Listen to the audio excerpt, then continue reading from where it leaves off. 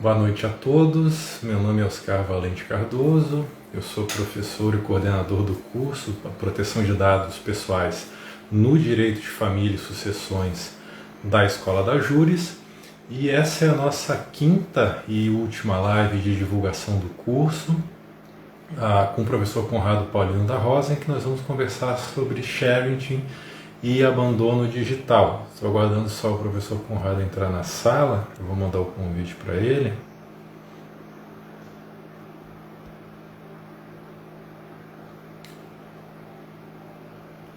O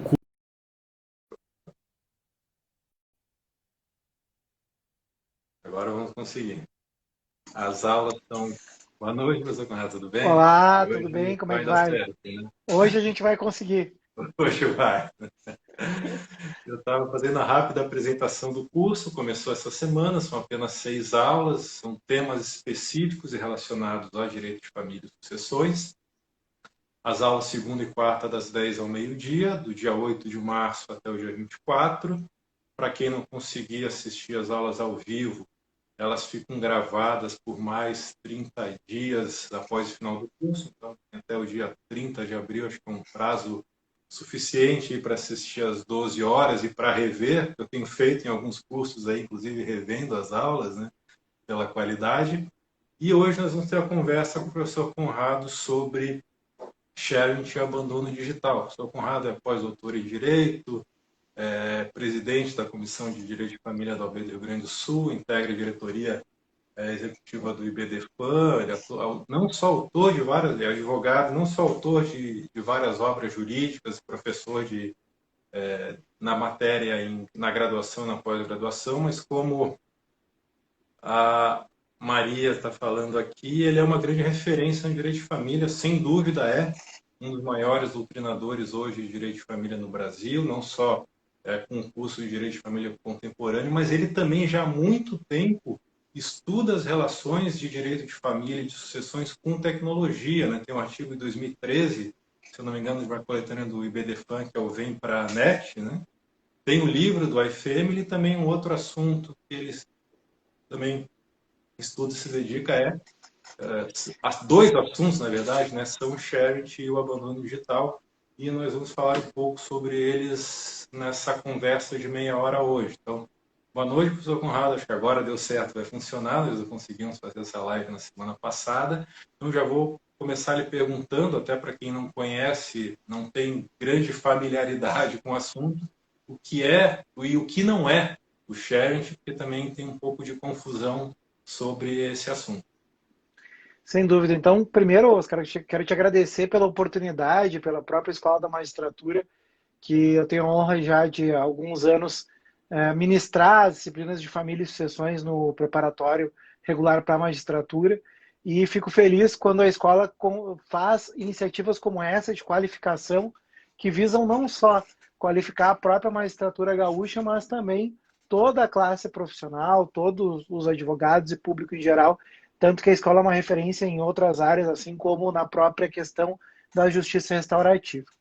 E a questão de nós pensarmos o direito dentro da lógica digital é uma necessidade que a pandemia trouxe o aceleramento dessa necessidade, porque não há dúvida que o ano de 2020, esse é um ano que a gente completa de confinamento, trouxe a inclusão de pessoas que ainda estavam no meio do caminho, porque, querendo ou não, Oscar, nós somos os chamados imigrantes digitais.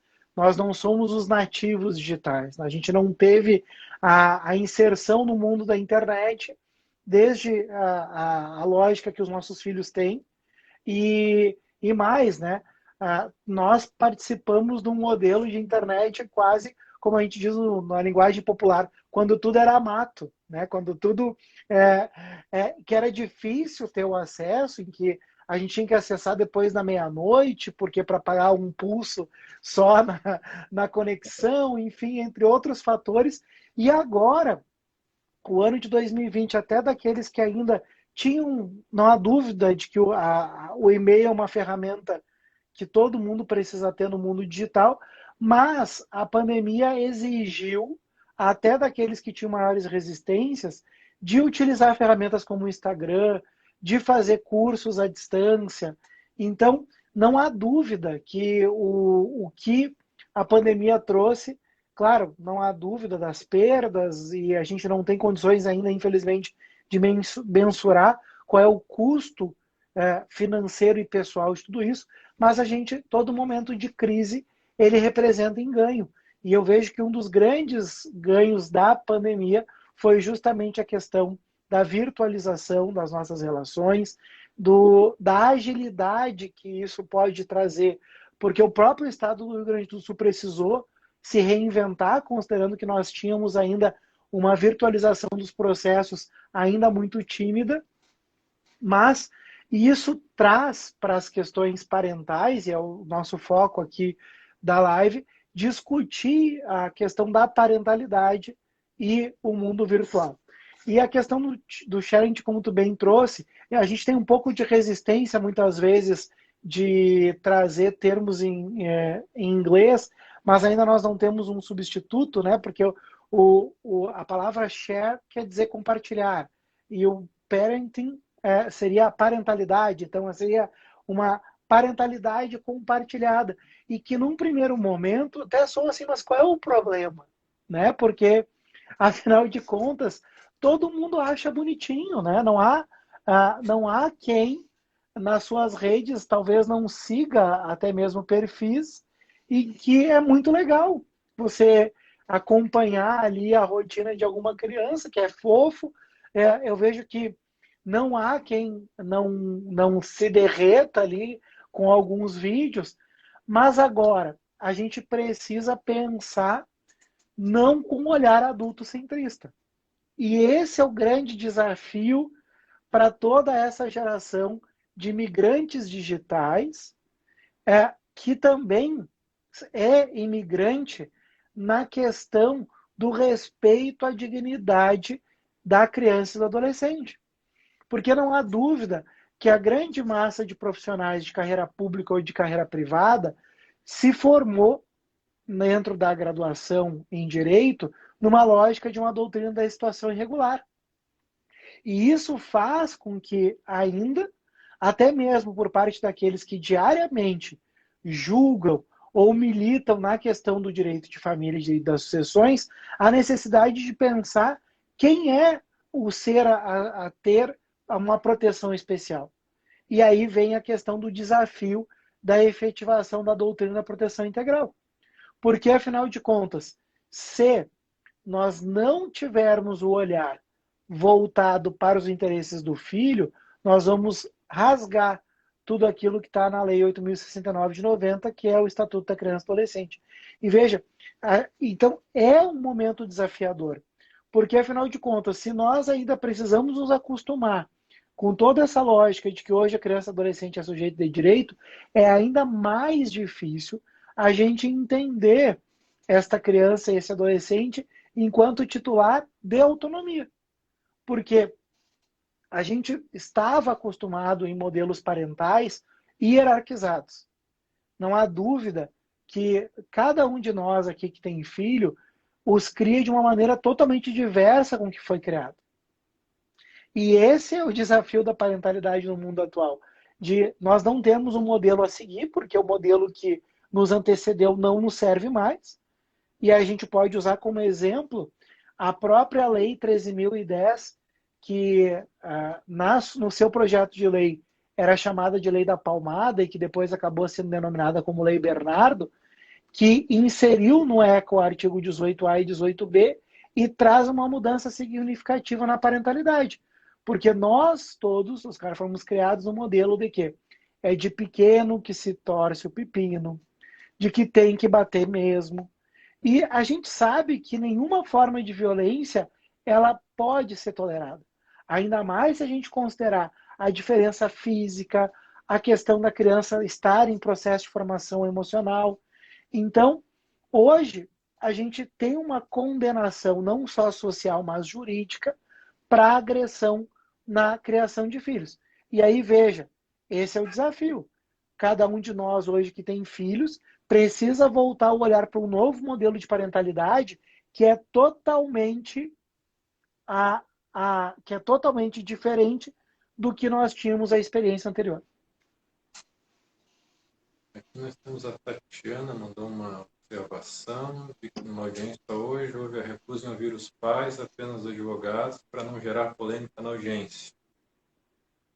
Tem uma criança de 11 anos que queria falar também, queria se preocupar, visto envolvida na educadora.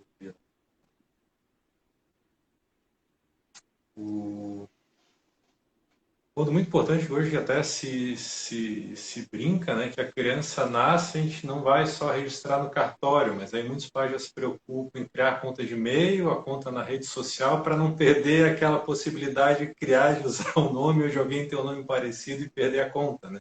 Essa preocupação já existe hoje em dia. Claro, e aqui, claro, a gente não sabe detalhes ali o que a seguidora trouxe, a Tatiane, mas só tem que pensar, Tatiane, que a gente precisa de métodos adequados para a escuta de criança e adolescente, tá? Não há dúvida que nós temos na Convenção Internacional dos Direitos da Criança que a criança e adolescente têm direito a participarem ativamente do processo que lhe diga a respeito. Mas tem que, essa escuta não pode lhe causar dano. E aí vem a questão do depoimento especial, que é o antigo depoimento sem dano. A gente tem a questão pericial, que é o ambiente mais adequado para que isso aconteça, porque ali a gente pode usar a questão da psicologia, do serviço social, para que produza a prova necessária, não colocando a criança num conflito de lealdade. E isso, como você bem trouxe, Oscar, é cada vez mais comum que os pais se preocupem em criar essa identidade digital do filho. E sendo que os termos de uso das redes sociais, quase todos, só permitem usuários a partir dos 13 anos. Ou seja, eu estou falando de um adolescente. E eu entendo que a situação de, principalmente no momento pandêmico, de querer inserir um filho no mundo digital, muitas vezes, e é claro que um pai ou uma mãe nunca vai fazer dotado de má intenção, até porque hoje um adolescente de 12 anos ter um TikTok é a garantia dele da convivência comunitária. Conrado, como assim convivência comunitária? Porque, afinal de contas, ele vai conseguir hoje interagir com os seus colegas via TikTok. Só que, veja, o pai e a mãe que permite está violando os termos de uso.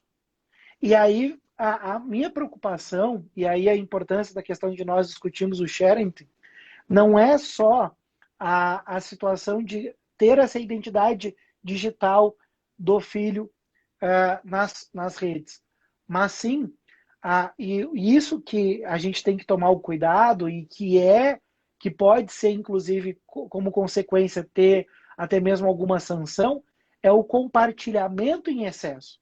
Não há dúvida que o pai, uma mãe, vai querer compartilhar a foto do seu filho, comprou uma roupa nova, tem lá uma situação de uma festinha, tudo bem. Mas agora, o que pode, e aí os pais precisam fazer esse filtro, de que essa exposição pode ser excessiva. Como, por exemplo, e excessiva no sentido de riscos à segurança física e riscos à segurança emocional. Riscos à segurança porque no momento que eu compartilho o meu filho com uniforme escolar, eu estou dando informações à rede de onde é que ele estuda e isso vai ter consequências. A questão da saúde emocional. Hoje, sem nenhum esforço, qualquer um de nós pode ter acesso a canais do YouTube que, inclusive, pais ali gerenciando, expondo demasiadamente a rotina do filho. Às vezes até forçando, e já teve casos de forçar uma menina a comer determinado alimento até que ela pudesse vomitar. Então, tu imagina o dano, que já existe esse dano, mas na vida dessa pessoa, considerando que estão nas redes e nunca mais vão sair.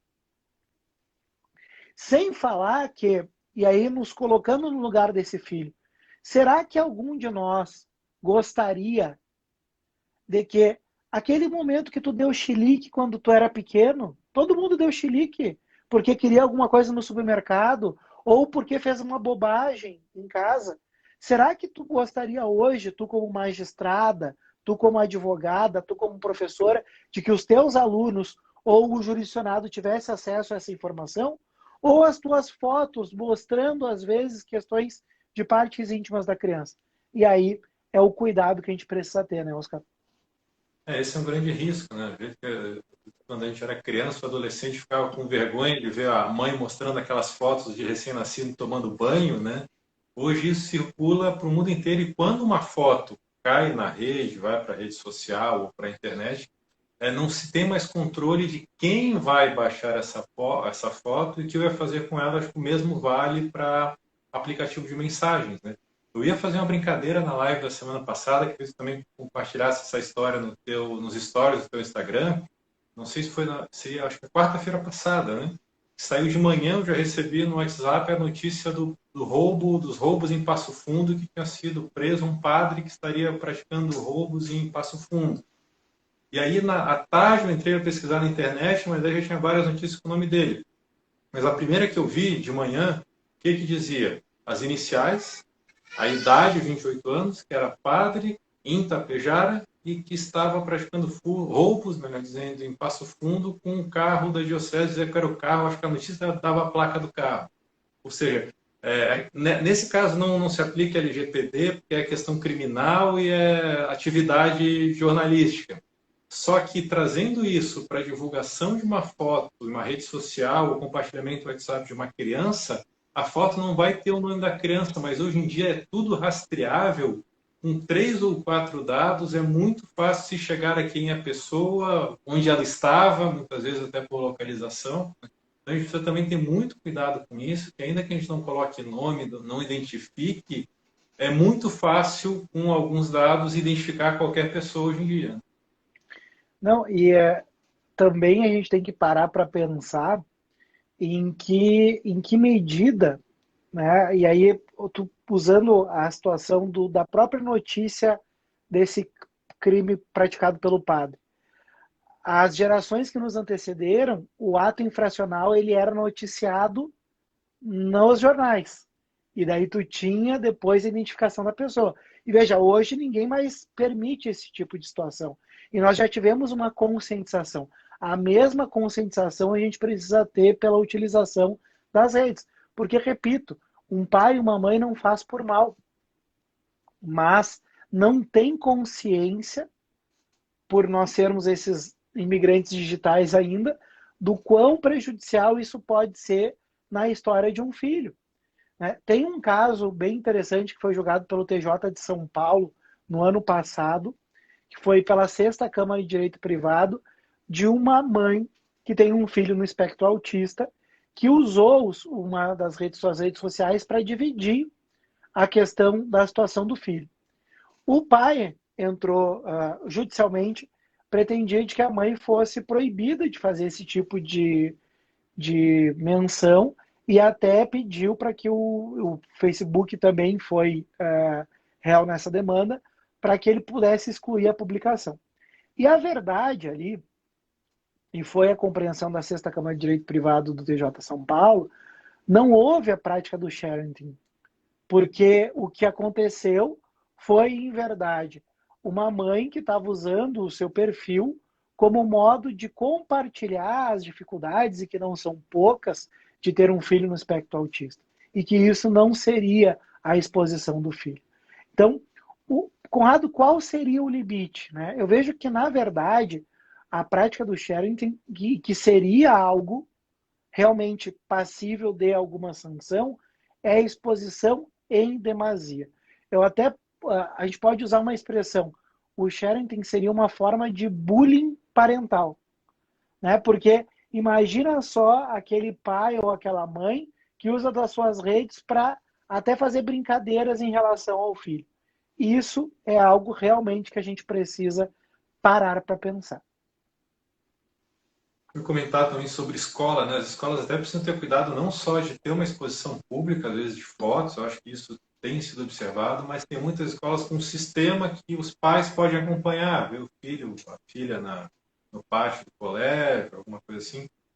Hoje em dia, com problemas que a gente tem de segurança da informação, qualquer vazamento, qualquer incidente com isso pode ter consequências graves também, né?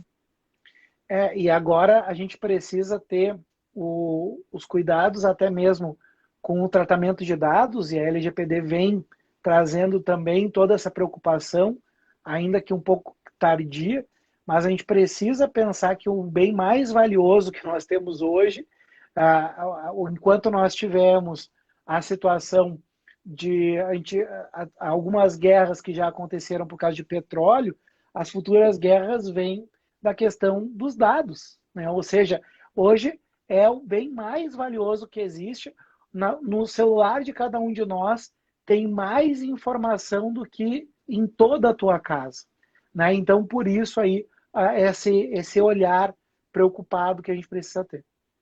Eu até comentei na aula de segunda, a gente já infelizmente chegou no Brasil, né, no ano passado, já a invasão a sistemas do judiciário, teve no STJ, no TSE e em outros, e agora, no início do ano, ainda não se sabe a extensão e a identificação dos invasores, já se tem mais ou menos notícia da localização, mas vários órgãos públicos dos Estados Unidos sofreram ataque, tiveram dados coletados, e isso afetou inclusive o sistema judiciário federal. E agora, não sei se foi janeiro, final de janeiro, início de fevereiro, eles passaram a adotar a seguinte regra: documentos que são classificados como altamente sensíveis, eles só podem, em processo judicial no Judiciário Federal americano, eles têm que ser entregues em papel, ou o advogado leva em uma pendrive, algum dispositivo eletrônico que vai ser juntado na sede do tribunal, no computador que não está ligado a nenhuma rede nem interna.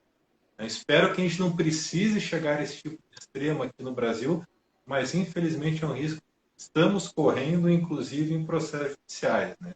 E por outro lado, né, o oposto, não sei se seria correto dizer que seria um oposto, mas o que seria e que situações que poderia ocorrer o abandono digital? Até ali, só o exemplo que eu citei, eu não lembrava o nome do canal, e a Cíntia, que é pesquisadora, que está fazendo mestrado na FMP sobre isso, ela lembrou ali o nome, que é Bel para Meninas, né? Que tem essa situação de ter essa exposição. Agora, a situação do abandono digital, o abandono digital, ele seria essa nova preocupação a respeito do acesso das informações por parte dos filhos. Porque é o seguinte, a responsabilidade parental, que veja, o poder familiar, ele é exercido igualmente entre o pai e a mãe, artigo 1631 do Código Civil, o compartilhamento da guarda, que veio desde pelo menos 2014 com a Lei 13.058 a ser a regra geral. Qual é o sentido? De ter um ambiente de coparentalidade, porque ambos os pais são sempre importantes na vida dos filhos. E hoje, certamente, qualquer um que nos assiste, vamos pensar fora do momento pandêmico, dificilmente permite que o seu filho ou sua filha brinque do lado de fora de casa. Exceto num condomínio fechado, né? Aquela situação que nós tínhamos de, enquanto guri, jogar bola na rua, as gurias brincarem também na rua, hoje ninguém que tem filho permite que, sem supervisão, o seu filho brinque na rua. Por quê? Porque é perigoso. E a gente não para pensar que o fato do teu filho, neste momento, estar no seu quarto também é perigoso. E até a gente escuta de algumas pessoas, mas o meu filho não sai de casa, ele fica só jogando videogame e tá bem. Bom, mas daí a gente tem, Oscar, a questão dos chamados predadores digitais. Que são justamente essas pessoas que se inserem em ambientes que sabem que vão ser frequentados por crianças e adolescentes para praticar abuso. E aí vem a questão do abandono digital, que lá no livro Teoria Geral do Afeto, que eu lancei no ano passado com o Cristiano Chaves, que é promotor na Bahia, a gente fala sobre isso, com o olhar dessa preocupação de que a exposição precoce a telas também não deixa de ser uma forma de abandono digital. E daí a gente fica numa dicotomia, né? O que fazer?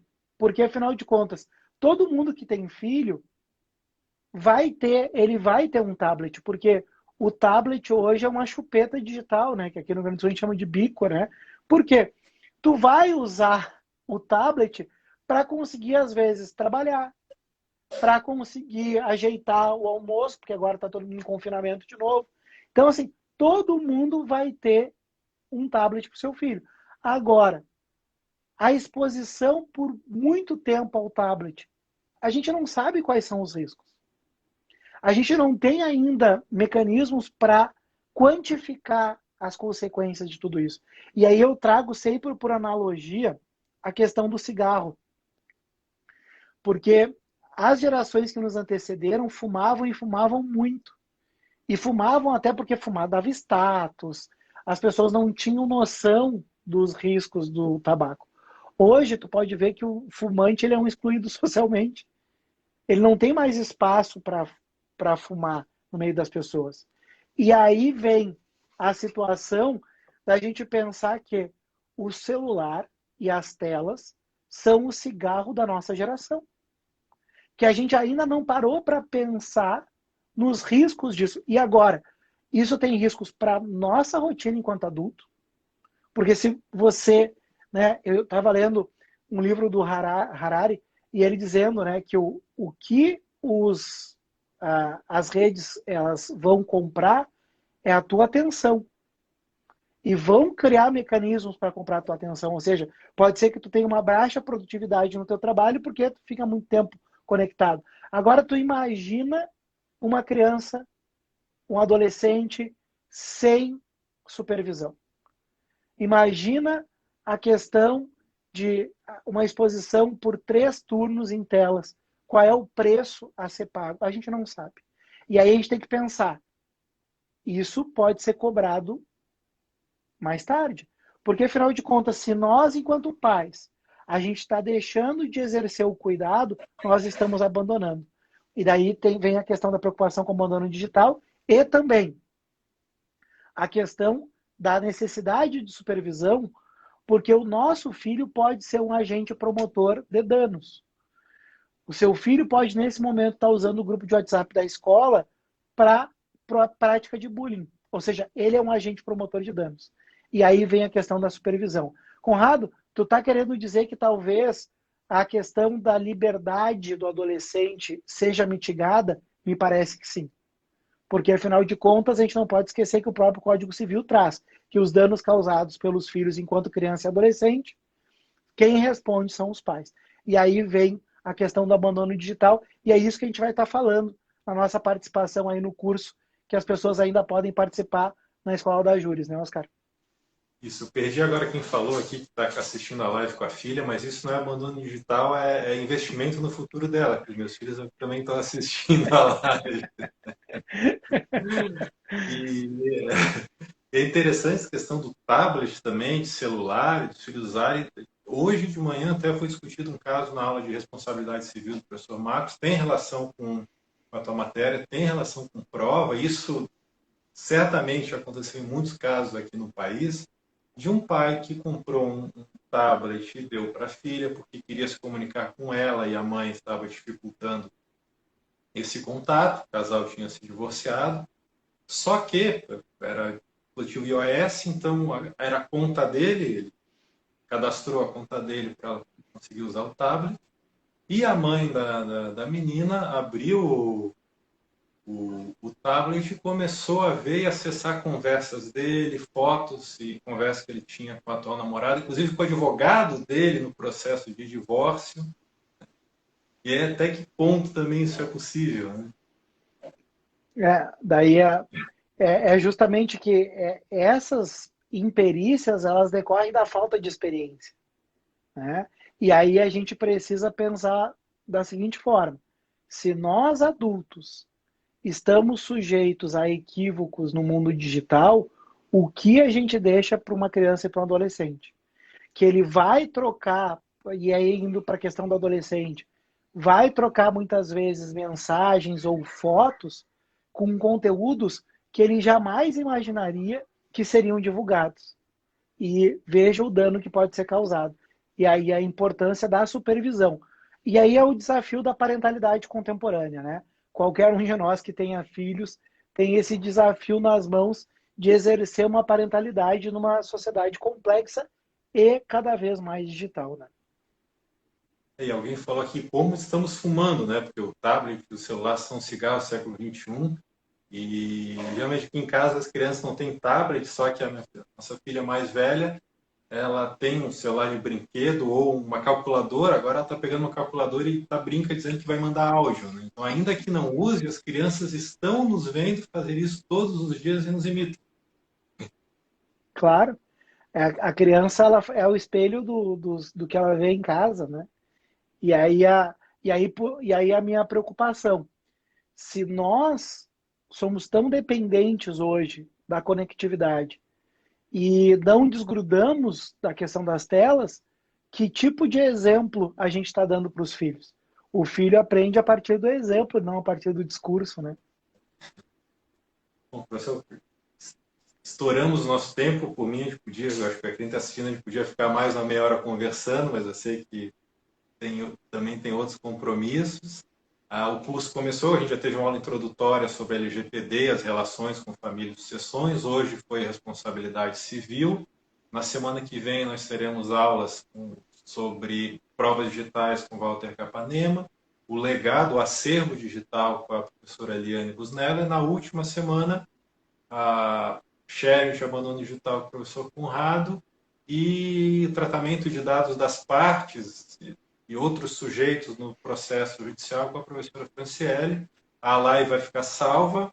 Quem quiser interesse no curso, as matrículas ainda estão abertas e, como eu falei, quem se matricular agora ainda pode assistir às aulas, ainda tem um prazo de 30 dias depois do final do curso. E quem está também com pena e triste que está acabando, eu também, nós teremos 2 horas de aula com o professor Conrado no dia 22 de fevereiro, no curso de proteção de dados no direito de família e sucessões. Professor, muito obrigado. Muito obrigado a todos e até o dia 22. Eu agradeço o convite da escola e nos vemos no curso, então, dia 22. Tchau, tchau. As matrículas no site da Escola da Júris. O pessoal está perguntando na Escola da Júris, ali tem uns... Aqui no feed da escola no Instagram, no site, no meu feed, tem informações sobre o link, tem informações e o link para a matrícula no curso. Tchau, tchau, pessoal. Boa noite. Tchau.